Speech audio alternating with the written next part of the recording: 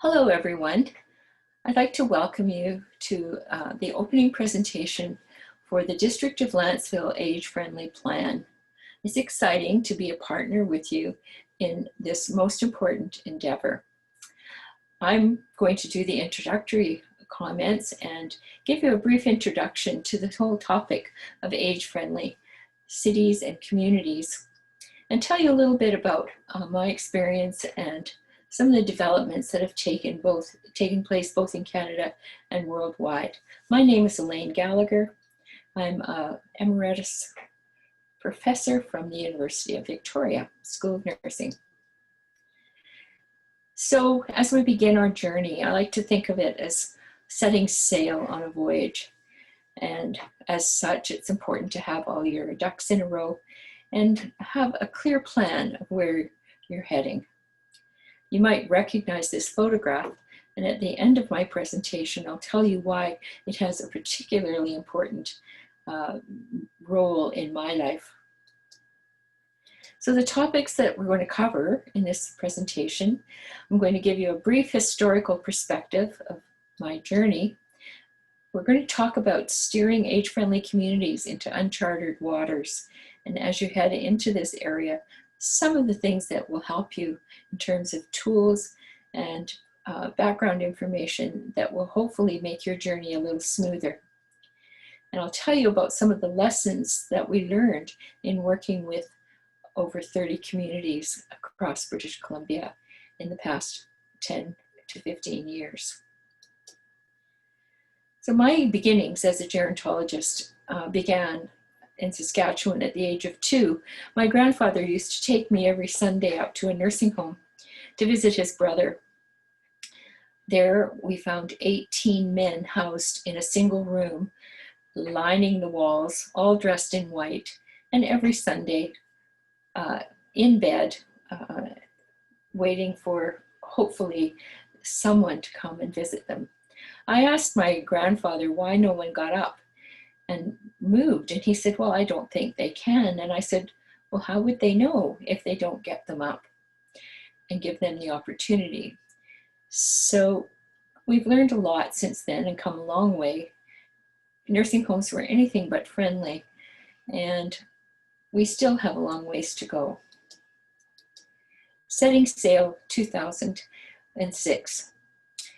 Representatives from 22 different countries met in Vancouver to develop the methods and the materials for an age-friendly city. This was an exciting opportunity to participate with people from all over the world, and I'll show you in a moment where they came from. Saanich was one of the 33 cities that was involved then in identifying the key features of an age-friendly city. There were 4 cities in Canada.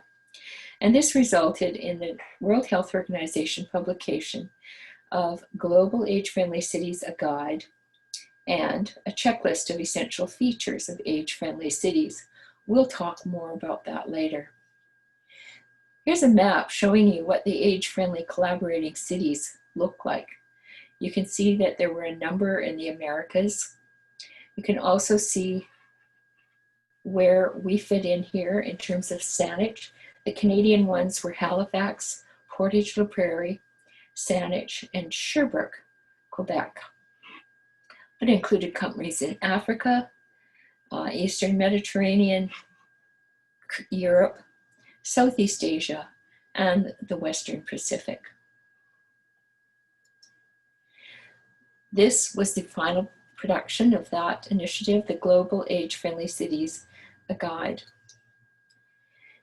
So as the journey continued, Health Canada felt that it was important to also look at remote and rural settings in addition to cities.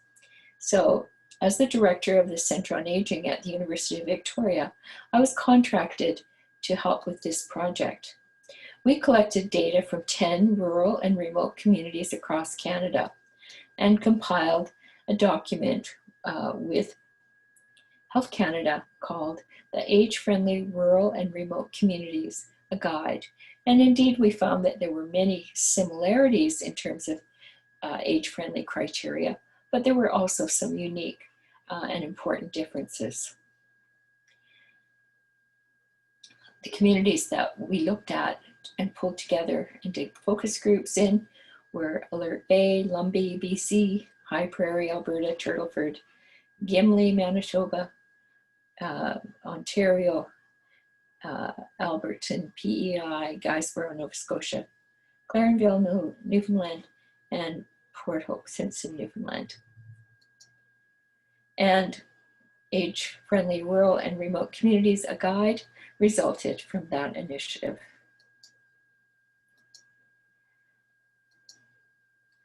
So we began to work with communities then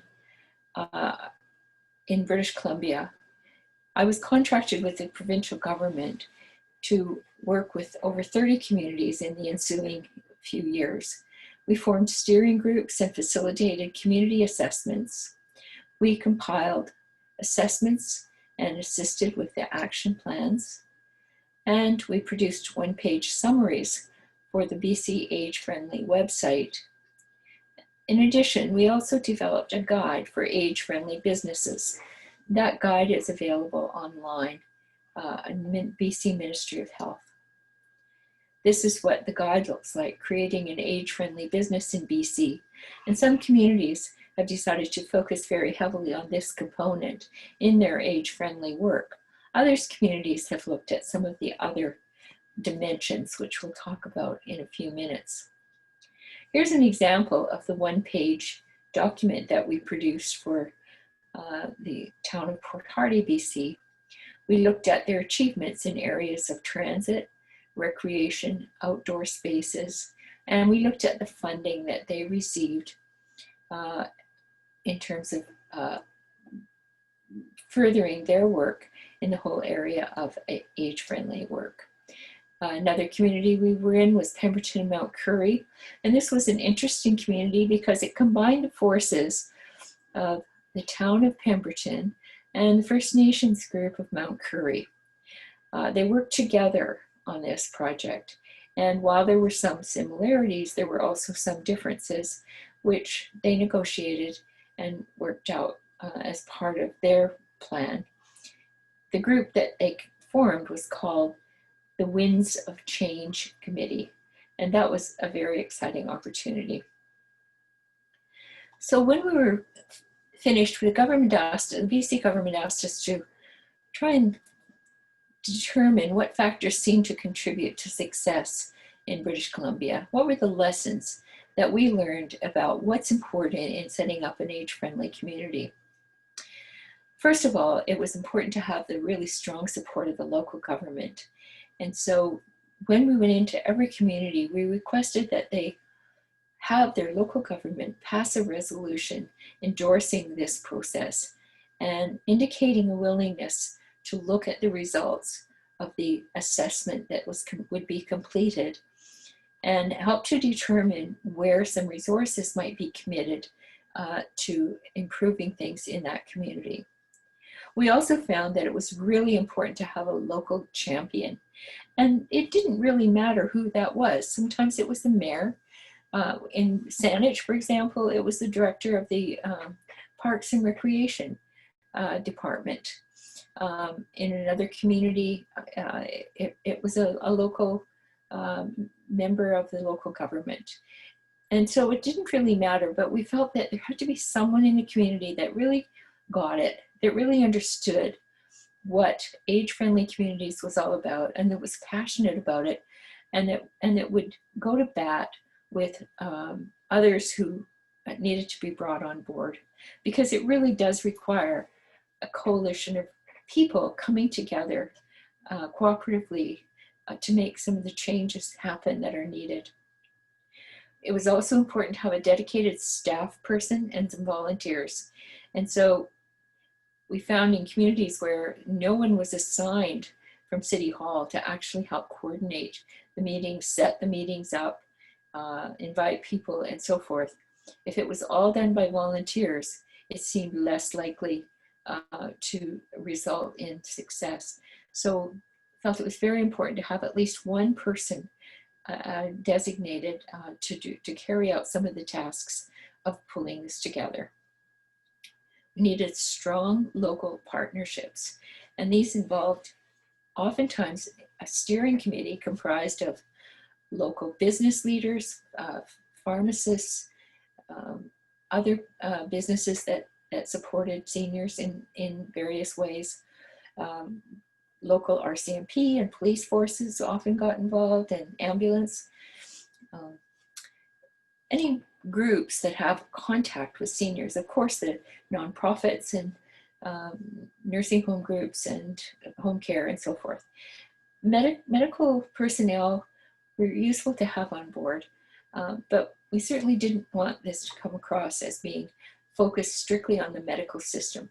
This is really a social networking enterprise and needs to involve a wide range of local partnerships. All of the groups said that it was really important for them to have a small grant to get started, to have some paid personnel who would actually pull this all together and make this work. Small changes at the outset of the project were important. We call these the low-hanging fruit.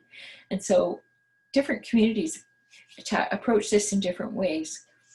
In one community, for example, in Alert Bay, they discovered that one reason that people weren't using senior services was that there was no inventory available for people easily to determine what services were there and how to access them.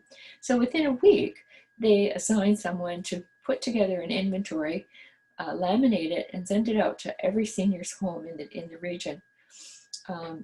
They also discovered that people weren't walking along the waterfront because there was nowhere to sit down. There were no benches. And so very quickly, they hired a local First Nations man to design a very attractive bench and put in some benches along the waterfront walkway, encouraging people to get out and walk, because then they would have a place to sit down and rest on their walk. And finally, good relationships with the local media were really important. Involving someone from the local region who's able to come to the meetings, get excited about the project, broadcast the progress of the project. It was important in some communities to let people know when the meetings were being held. In another community, the Cowichan area, it was important to let people know that they had decided to collect their data from their citizens by using a survey, and that they would be outside the local grocery store on Saturdays handing out the survey and encourage using the local media to advertise that people were invited to come to that location on those dates and be a part of filling out the community survey. So there were various awards that were given for the work that was done.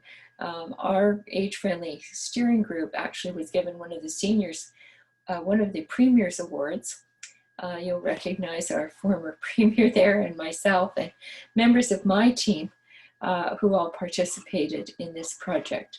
This is the chap from Saanich, one of the counselors from Saanich, and various other people who participated from the Ministry of Health. It's also important to be able to evaluate your efforts. I say I have a spelling mistake at the top there. At any rate, the Public Health Agency of Canada also contracted with our group to develop some indicators that communities can use to measure the short and long-term outcomes of their efforts. And indeed, the World Health Organization also were interested in a set of indicators that could be used worldwide. And I attended the initial meeting for that group in Switzerland, where we put together a draft set of criteria that could be used to indicate success. And if your group is interested in following up with some of that evaluation, we can certainly provide some of that information for you. It requires collecting some additional data along the way to support that change actually is taking place. And that can be very exciting, and it can be a very good motivator for continuing on with the work in this area. I just want to comment on that for a moment, because it's not only important to be able to have a one-off project to develop age-friendly initiatives in your community. I think it's important to instill in your local planning processes at all levels that seniors are a really important group to be taken into account when new community plans are being developed, official community plans, when new policies are being introduced, and so forth, on an ongoing basis, not just once when this project is underway. So if you can find ways to actually introduce senior-friendly planning into all levels of local community planning, I think you'll find that in the long run, this whole initiative will have more legs. I like this picture because it's the town of Sydney at the waterfront, and there's a number of things about it that actually demonstrate what we're talking about when we talk about age-friendly communities. You'll notice the very wide walkways here, and this will account for people that are using walkers or wheelchairs. It will allow people to pass each other safely, even during these times of COVID.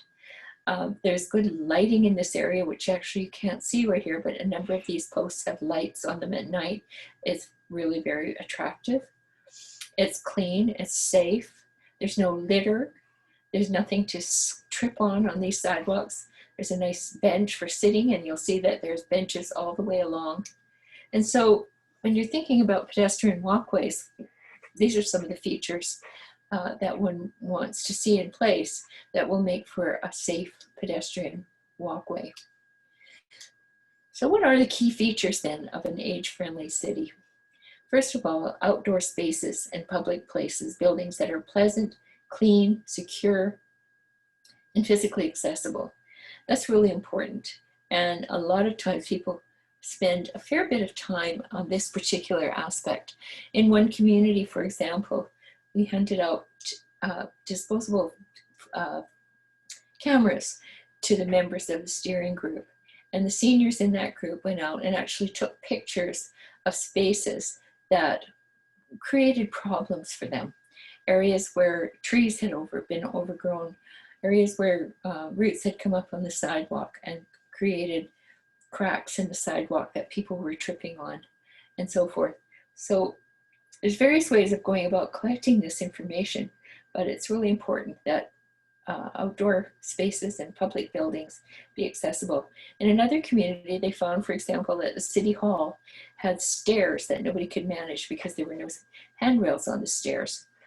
Again, a fairly easy fix, but an important one, because if you want seniors to come to your public meetings, you want to make sure that the building is accessible physically and that they can hear what's going on. And so they put in a sound system as well. Public transportation needs to be accessible and affordable. In lots of communities, that's a big issue. Sometimes there is no public transportation in remote and rural areas. And even when there is, the bus stations and so forth, bus stops are not senior friendly. Nowhere to sit, nowhere to get in out of the rain. And the routes are often not conducive to supporting an elderly population. In the community where I live, for example, in Central Saanich, what they did was they introduced small buses that will do little local trips around in the community. People in our original discussions said, well, there was good transportation from this community to downtown Victoria, but getting around within the community was very difficult.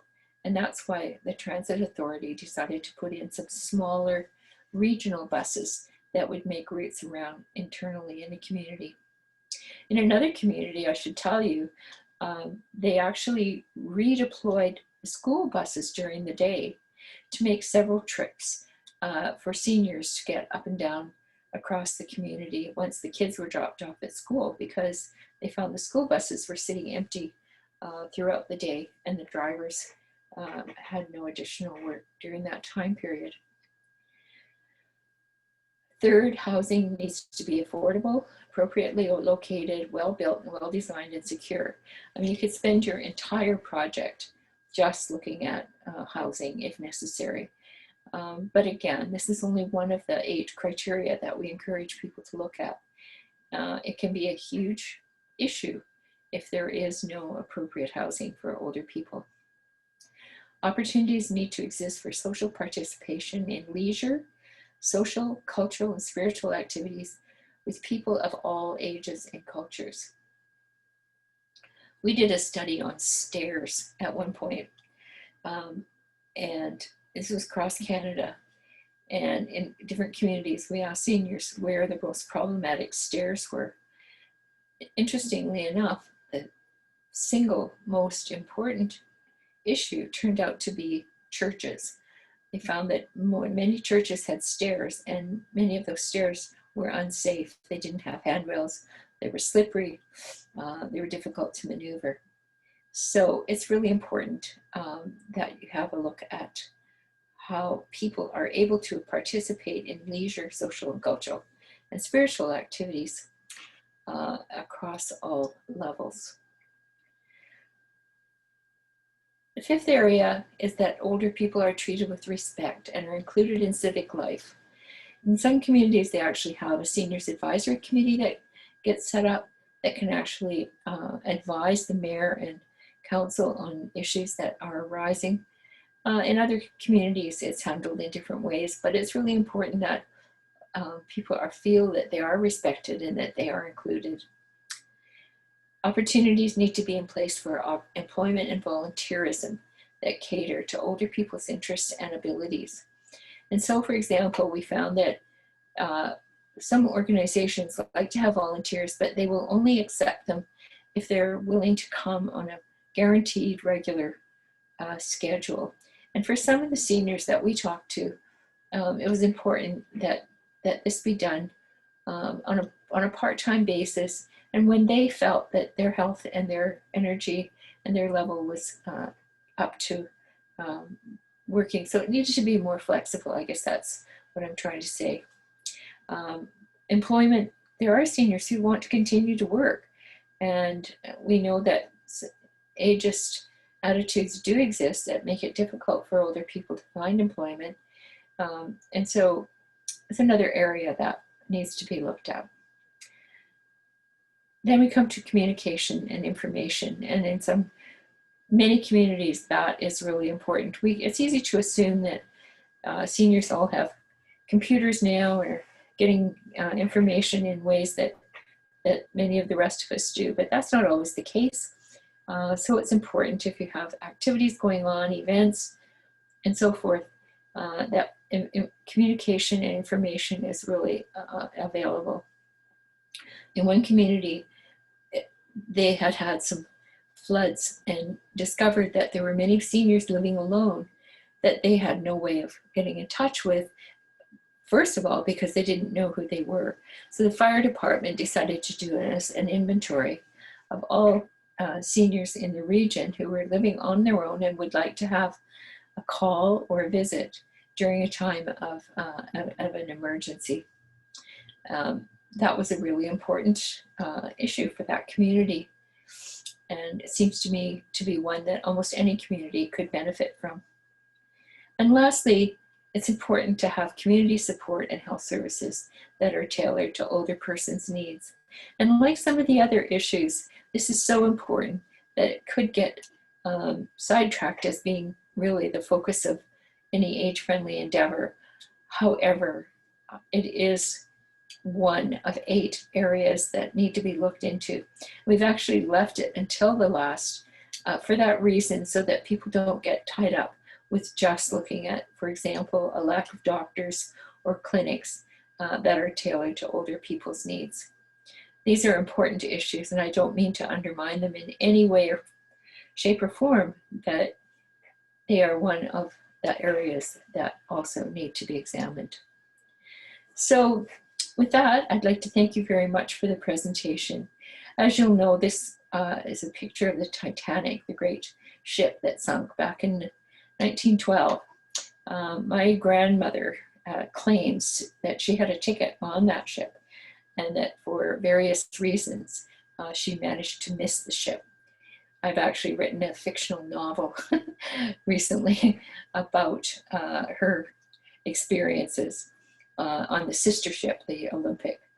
But I hope that your journey will be much more successful than the Titanic's journey, and I wish you all the best with your endeavors. Thank you very much.